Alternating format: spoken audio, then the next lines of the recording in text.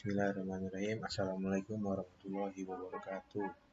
Saya ingin mempresentasikan hasil kerja saya, yaitu dengan judul analisa pelaksanaan Early Warning, Alert, and Response System pada KLB. Saya John Arifin dari kelas karyawan. Yang pertama, latar belakang. Sistem peringatan dini Early Warning System adalah serangkaian sistem yang berfungsi untuk memberitahukan akan terjadinya kejadian alam. Sistem peringatan dini ini akan memberitahukan terkait bencana yang akan terjadi atau kejadian alam lainnya. Di Indonesia sendiri, terdapat Early Warning Alert and Response System atau EWARS yang diperlukan guna deteksi dini KLB. EWARS akan menampilkan alert ketika pencatatan suatu kasus melebihi ambang batas suatu wilayah. EWARS yang berjalan baik dapat dilihat dari ketepatan dan kelengkapan laporannya, sehingga akan menghasilkan informasi data yang akurat dan berkualitas. Tujuan dari penelitian ini adalah untuk menganalisis pelaksanaan Early Warning Alert and Response System dalam deteksi dini KLB dengan fishbone diagram. Penentuan masalahnya terdiri bagaimana caranya mengetahui informasi data yang akurat dan berkualitas pada KLB, pemanfaatan EWARS pada KLB, penganalisaan pelaksanaan EWARS dengan fishbone diagram pada KLB, dan menganalisa kinerja EWARS pada KLB. Tujuannya ini adalah untuk menganalisis pelaksanaan early warning dalam deteksi dini KLB dengan fishbone diagram. Perusahaan masalah, pengambilan data pada jurnal pendahulu yang beredar banyak di internet. Paper ini membahas terkait analisa pelaksanaan early warning pada KLB. Pada KLB digunakan EWARS dengan diagram fishbone. Hasil dari analisa EWARS akan menjadi evaluasi dan juga pemanfaatan dari EWARS tersebut. Nah, pengumpulan datanya ini kita bisa lihat yang pertama ini ada judul penulisnya ada Wahyuni Sri Sidik Dian Wahidudin 2012. Tujuan ini di data jurnal ini tujuannya mengetahui pelaksanaan EWARS berdasarkan komponen input, yaitu ada SDM, fasilitas, dan pendanaan. Ada proses surveillance, penyakit pelaporan, validasi umpan balik, dan outputnya ketepatan dan kelengkapan laporan di Puskesmas Kabupaten Goa. Metodenya memakai mixed metodologi yang menyatukan dua metodologi penelitian, kuantitatif dan kualitatif. Besar sampelnya 25 petugas survei, diantaranya 3 orang informan, 2 orang informan kunci. Hasilnya, petugas baru merupakan petugas yang belum dilatih. Semua petugas bertugas rangkap. Sarana tidak memadai, tidak ada dana khusus. Proses pelaporan penyakit terlaksana cukup baik, didukung data kualitatif tentang jalur pelaporan lakukan berdasarkan buku pedoman. Namun umpan balik masih kurang karena buletin tidak diseminasikan ke masing-masing puskesmas. Komponen output keakuratan laporan masih dalam standar pada persen 80%.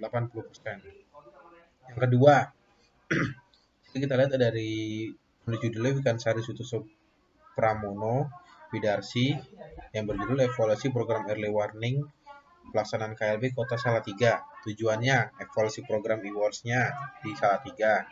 Metode yang dipakai evaluasi dilakukan melalui kajian deskripsi analis, yaitu evaluasi aspek input, proses, output, dan outcome dengan wawancara, memakai kuesioner kepada petugas pengelola program EWARS, puskesmas, dan dinas kesehatan. Hasilnya, masalah pada input yaitu petugas mempunyai tugas rangkap dan belum ada dana memadai, sama seperti yang pertama tadi. Pada proses yaitu pembuatan target perencanaan mencapai 50%, koordinasi lintas sektor 33%. Lalu pada outputnya, petugas tidak tepat waktu mengirim laporan pada outcome, yaitu terdeteksinya KLB sedini mungkin, namun belum terdapat buletin epidemiologi untuk menginformasikan kesehatan masyarakat setiap minggu. Nah, yang ketiga, Anggraini MP yang judulnya Gambaran Kinerja Early Warning di Puskesmas Kabupaten Trenggalek. Tujuannya menganalisis kinerja EWARS Puskesmas di Dinas Kesehatan pada tahun 2016 dengan melihat ketepatan dan kelengkapan pelaporan. Metode yang digunakan, penelitian ini melakukan dengan observasional dengan rancangan evaluasi. Subjek penelitian ini adalah sistem surveillance e-wars di Dinas Kesehatan Trenggalek. Dan informannya yaitu pemegang e-wars di 22 puskesmas dan Dinas Kesehatan. Tekniknya, pengumpulan data menggunakan data primer dan sekunder dengan instrumen berupa kuesioner dan lembar observasi. Teknik pengolahan dan analisis data secara deskriptif. Hasil penelitian ini menunjukkan ketepatan pelaporan Kabupaten Trenggalek diperoleh angka 79%. Sedangkan kelengkapan pelaporan Kabupaten Trenggalek 2016 sebesar 98,5%. Yang keempat, yaitu Kristiani Kusnanto yang berjudul Pengelolaan Informasi Early Warning System di Kabupaten Boyolali. Tujuannya evaluasi pemanfaatan informasi e-wars. Metodenya menggunakan penelitian kualitatif dengan rencana studi kasus eksploratori yang dilaksanakan 7 sampai Agustus 2014. Subjek yang dipilih secara proportif yakni 33 orang petugas dinas. Data dikumpulkan dengan wawancara, diskusi kelompok, terarah, observasi, analisa data, dilakukan dengan penjodohan pola. Lalu hasilnya, input data e-wars hanya berasal dari bidan desa, pustu PKD, dan kunjungan puskesmas. Pengolahan data e-wars belum dilakukan baik di tingkat kabupaten maupun puskesmas.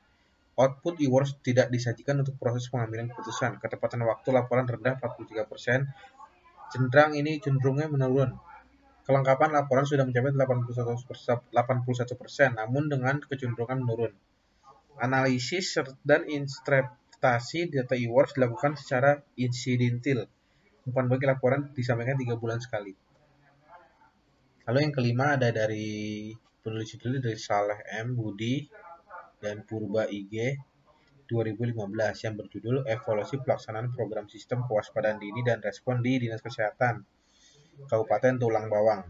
Tujuannya melakukan evaluasi ini yaitu melaksanakan program sistem kewaspadaan dini e-wars di Dinas Kesehatan Kabupaten Bawang, Provinsi Lampung.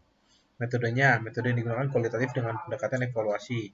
Informasi dikumpulkan melalui wawancara mendalam terhadap 20 informan, observasi dan telaah dokumen. Analisis data yang digunakan adalah konten analisis, uji validitas melalui triangulasi sumber, metode, dan data. Hasil, kebijakan program e-wars sudah disosialisasikan ke seluruh puskesmas, pustu, dan bidan desa. Alokasi dana bersumber dari APBD kabupaten, namun dalam jumlah terbatas. Ketersediaan SDM, sarana, prasarana, dan teknologi belum mencapai standar. Selain itu, perencanaan program juga belum sepenuhnya dapat terrealisasi. Seluruh petugas sudah mengikuti pelatihan e-wars, akan tetapi di tingkat RSUD dan klinik swasta belum sepenuhnya melaksanakan surveillance penyakit. Sehingga pengirim data e-wars masih sering mengalami keterlambatan. Upaya validasi data dan monitoring belum berjalan maksimal. Selain itu, petugas kabupaten juga tidak melengkapi pembuatan buletin mingguan tahun 2012, namun form W2 dikumpulkan setiap akhir bulan. Lalu yang terakhir ini ada dari Priontika B 2016 yang berjudul e-wars sebagai upaya deteksi dini kejadian luar biasa di Puskesmas Jember. Tujuannya menggambarkan pelaksanaan e-wars sebagai upaya deteksi dini di KLB di Puskesmas Jember. Metodenya menggunakan metode deskriptif. Populasi seluruh petugas surveillance di Puskesmas Sumber Sari, Arjasa Jember Kidul, Cukru, Kemuning Kidul, Umbul Sari, Bangsal Sari, Kelatakan, Gumuk Sari, dan Tembok Rejo. Pengambilan data dilakukan dengan cara wawancara, kuesioner, observasi, dan dokumentasi. Analisis aspek input menunjukkan karakteristik petugas e-wars di puskesmas sebesar 58,3, berada pada umur setengah baya 41-60 tahun. 75% memiliki kelamin laki-laki, 83 berpendidikan perawatan, 75% memiliki masa kerja kurang lebih 22 tahun, 100% memiliki tugas rangkap, dan 75% pernah mengikuti sosialisasi pelatihan e-wars. Tidak tersedia komunikasi dan alat transportasi khusus, serta 91,66% memiliki formulir secara lengkap.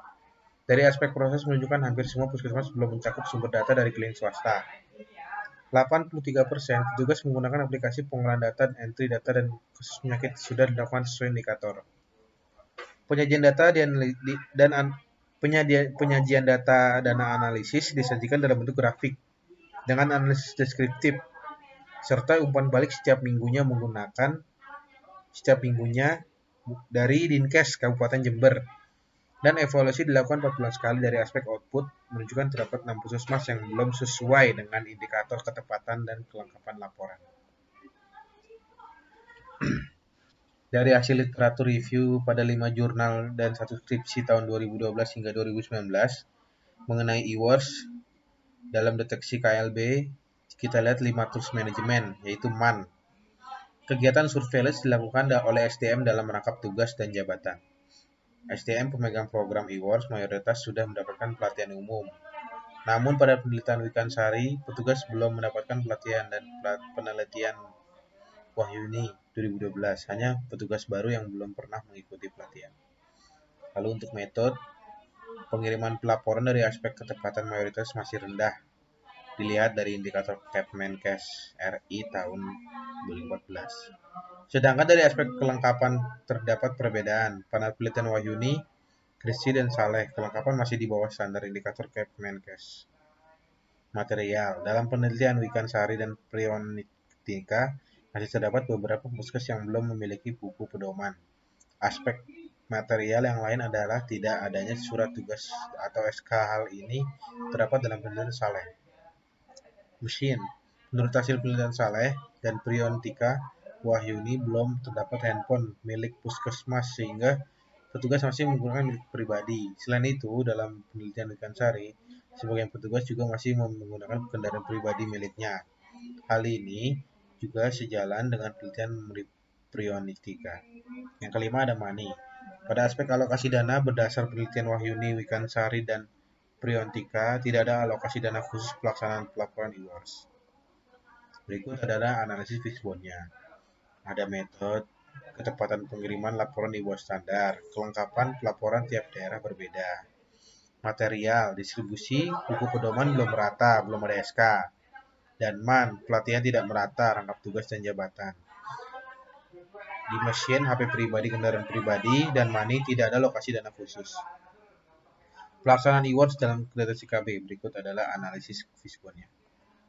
Kesimpulannya, dalam pelaksanaannya, pelatihan e-wars dalam mengenali KLB tidak dapat dikatakan sempurna.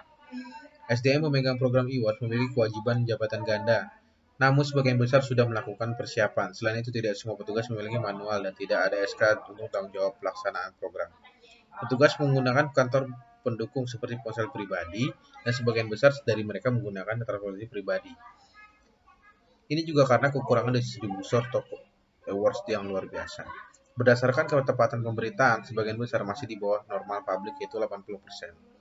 Sedangkan kulminasinya secara umum akan bervariasi dan ada daerah yang sampai sekarang di atas standar publik, namun ada juga yang masih di bawah standar.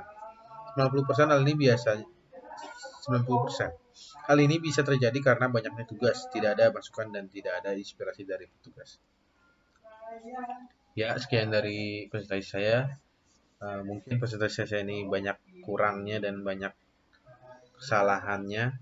Mohon untuk saran dan kritikannya. Terima kasih. Wassalamualaikum warahmatullahi wabarakatuh.